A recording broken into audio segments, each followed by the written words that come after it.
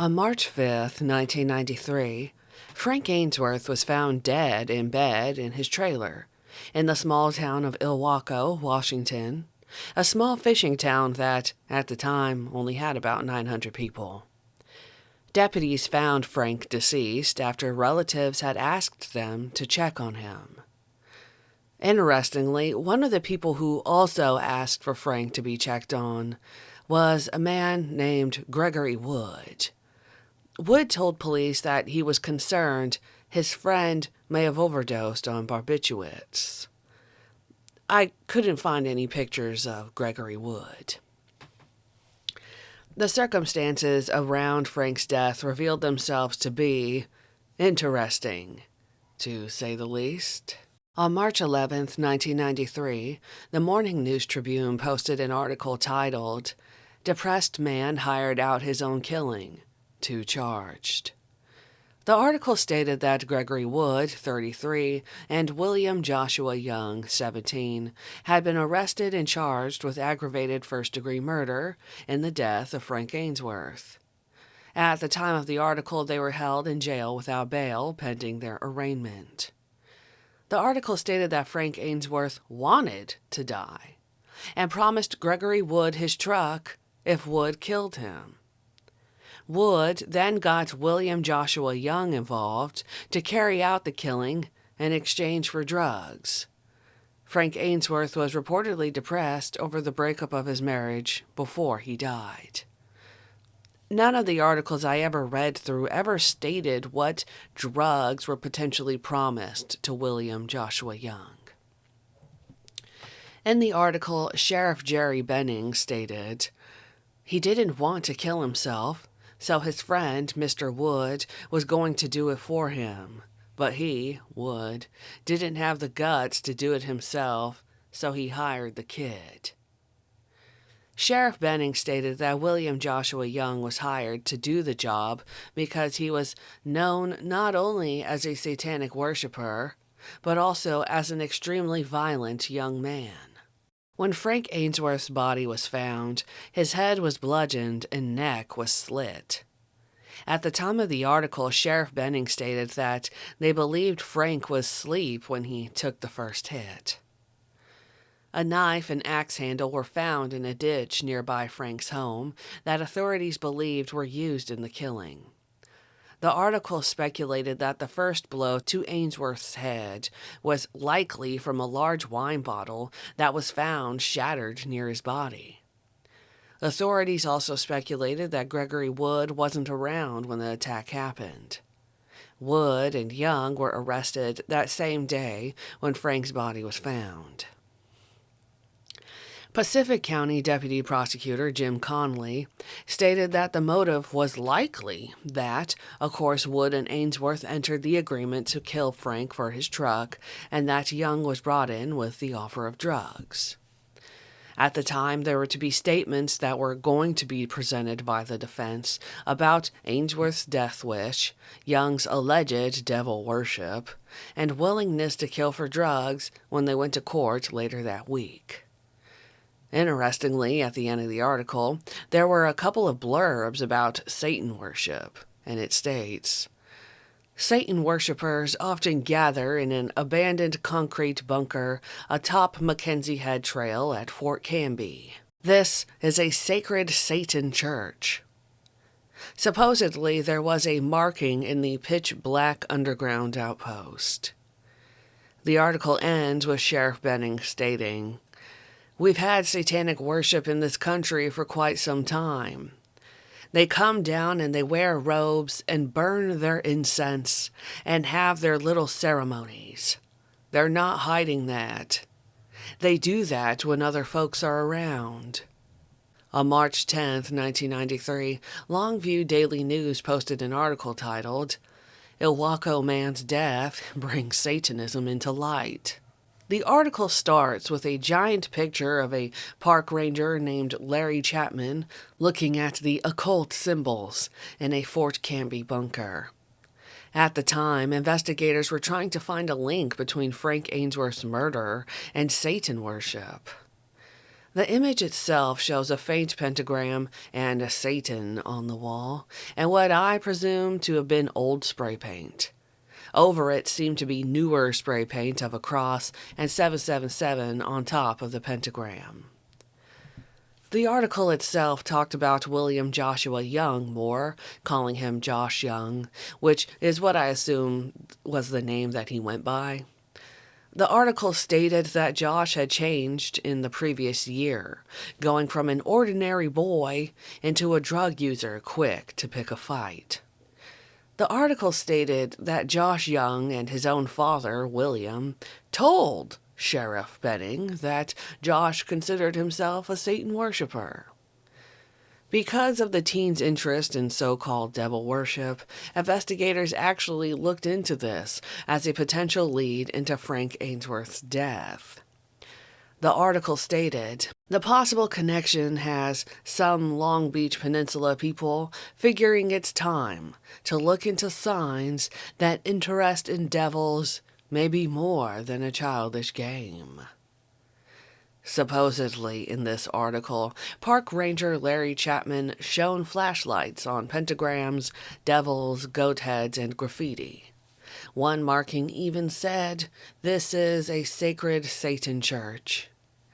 The article stated that paintings marked several remote cement cells in the pitch-black underground outpost.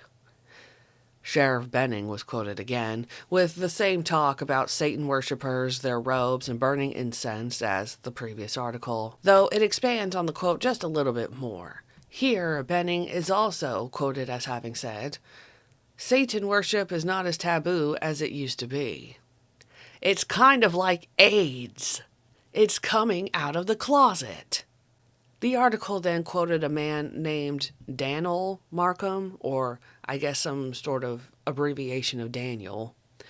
Daniel Markham, an Ilwaco minister and Sheriff's Department chaplain, who stated, "Some of it can be serious. Some of it's kids being stupid kids. So I think there needs to be a balance between overreacting and not closing our eyes. I think that we need to keep our eyes open. Yet at the same time, when we run across something written on a wall, we shouldn't overreact." Two students from Ilwaco High School, where Josh Young attended, stated that Josh dropped out and spent most of his time with all the stoners. He was recalled as having been fine in middle school. Josh was described as somewhere around 200 pounds and had recently, at the time of the article, had started a fight over a foosball game. A former classmate stated that Josh Young had some pretty whacked-out fruitcake friends. The Ilwaco minister and Sheriff's Department chaplain Daniel Markham stated that young people unsure of themselves and their beliefs, and those who can't find acceptance among their peers, are particularly vulnerable to getting involved in strange groups. They're lonely because of an emotional need, but they become ensnared. That's when they cross the line. The article stated that Josh Young lived with his family in a place called Gilpin's Trailer Court, where a quote from one of Young's own peers stated that people called the place Gilpin's Ghetto. The article states that Young only lived 5 minutes from Frank Ainsworth's trailer, and Gregory Wood lived in between those two homes. The article states that Gregory Wood claimed that Ainsworth had asked to be killed because he was too depressed to go on living. Ainsworth was described as very despondent over personal matters.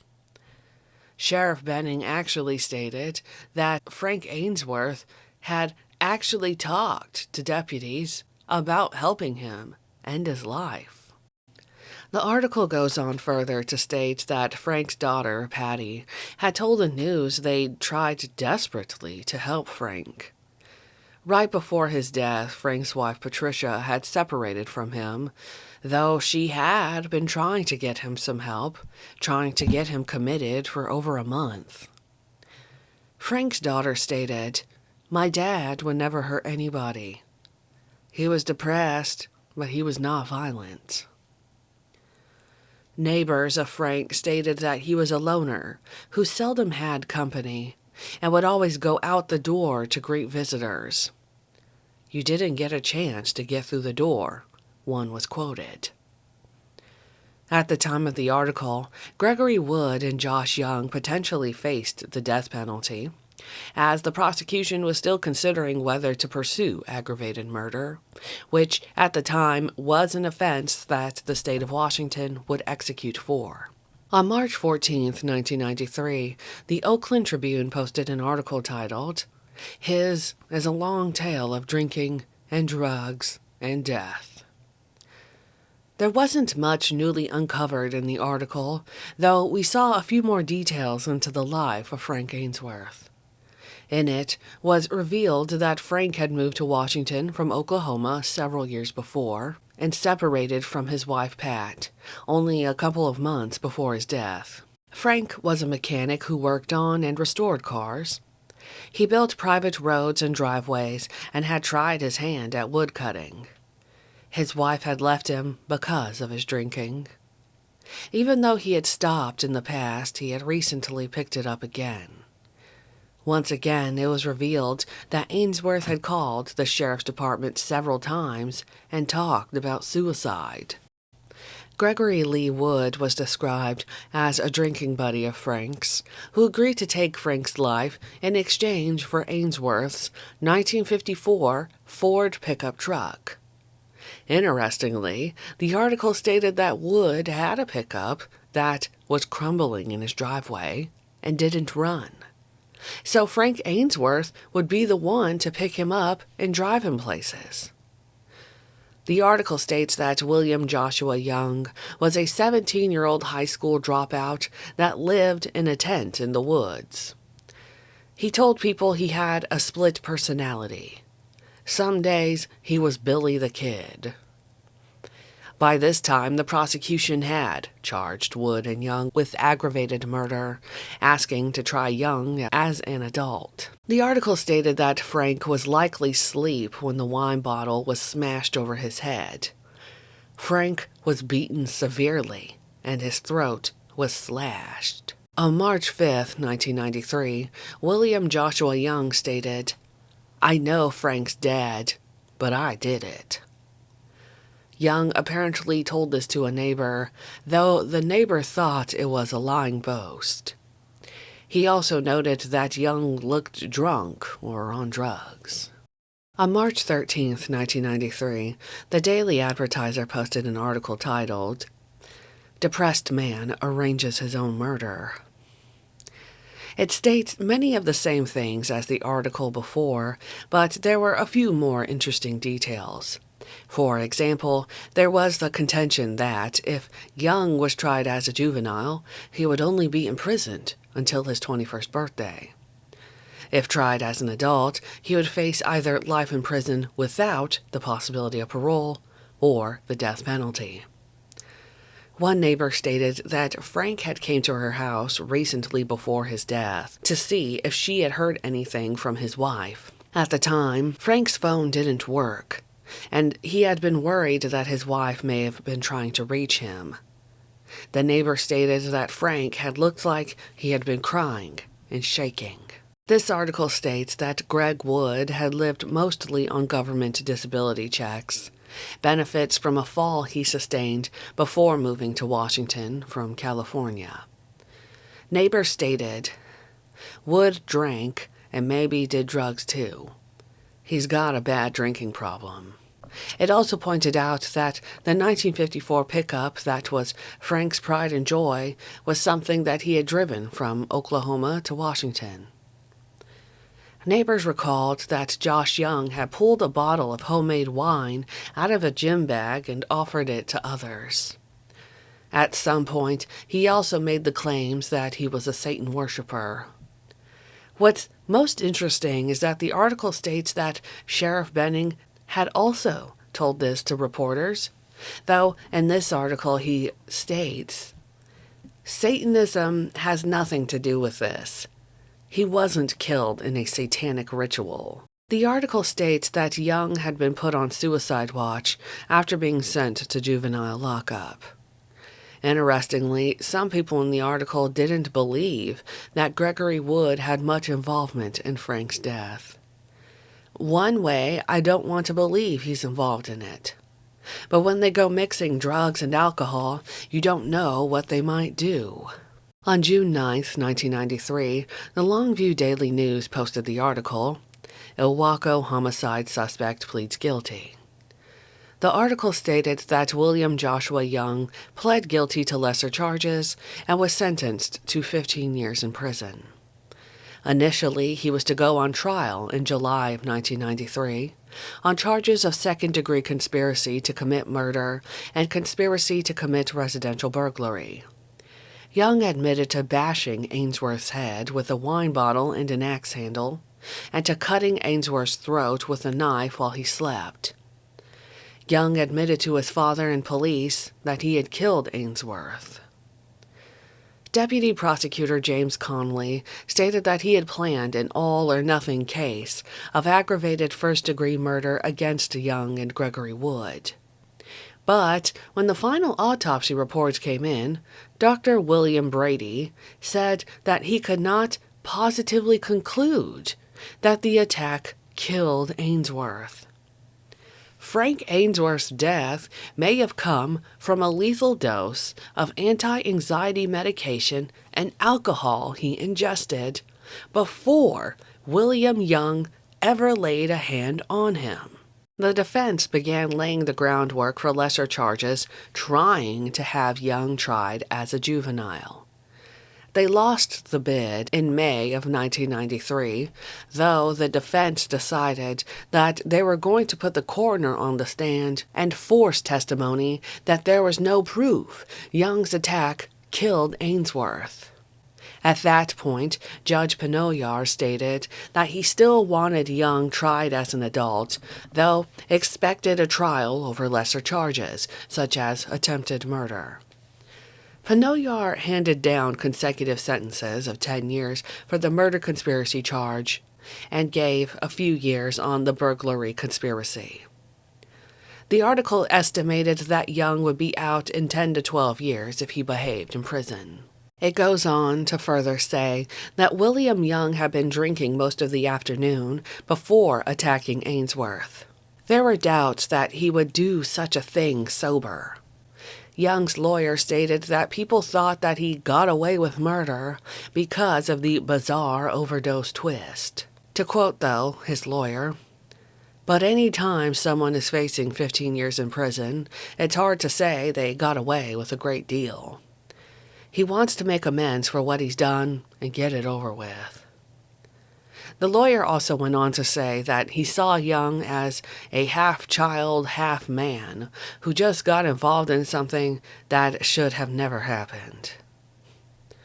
This article reveals that Young had been arrested initially on a minor possession charge to where he confessed to attacking Ainsworth.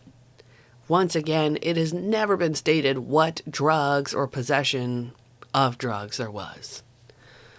Of course, though, Sheriff Benning told reporters that Young was a Satan worshiper when he announced that Ainsworth's assailant was in custody.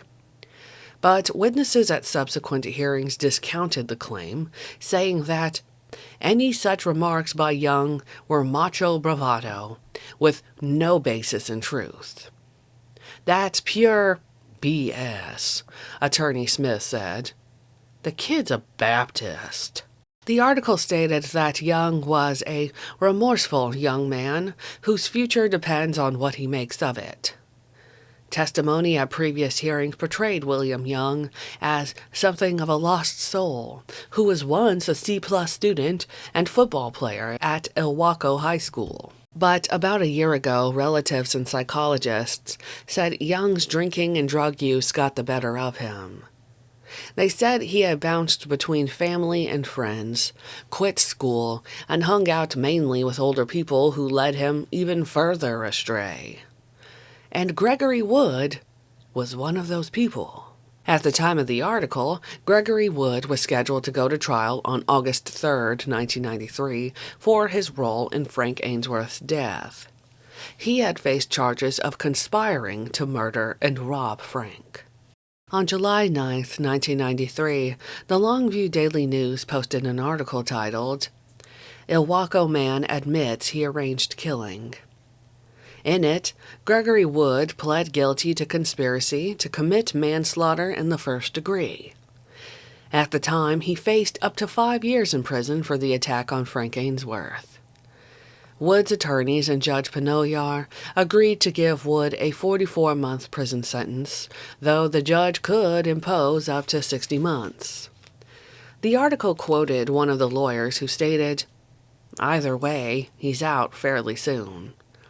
With time off for good behavior, Wood could possibly serve as little as 30 months."